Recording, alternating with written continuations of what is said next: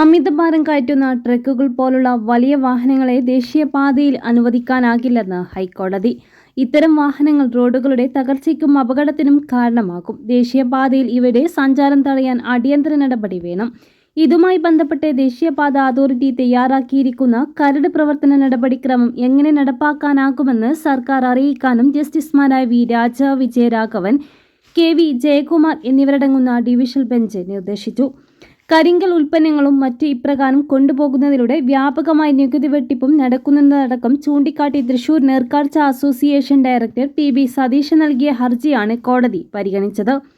ദേശീയപാത അതോറിറ്റിയുടെ കരട് പ്രവർത്തന നടപടിക്രമം ആഭ്യന്തര അഡീഷണൽ ചീഫ് സെക്രട്ടറിയുടെ അധ്യക്ഷതയിൽ ചേരുന്ന യോഗം ചർച്ച ചെയ്യുന്നതായി അറിയിച്ച സർക്കാർ ഇതുമായി ബന്ധപ്പെട്ട് സ്വീകരിച്ച തീരുമാനങ്ങളും അവ നടപ്പാക്കുന്നത് സംബന്ധിച്ച കാര്യങ്ങളും അറിയിക്കാൻ ഒരാഴ്ച സമയം തേടി. ട്രക്കുകളിൽ അമിതഭാരം കയറ്റുന്നത് തടയാൻ ദേശീയപാത അതോറിറ്റിയും ഗതാഗത വകുപ്പും മറ്റ് ഏജൻസികളും കാര്യക്ഷമമായ നടപടി സ്വീകരിക്കണമെന്നും കോടതി നിർദ്ദേശിച്ചു.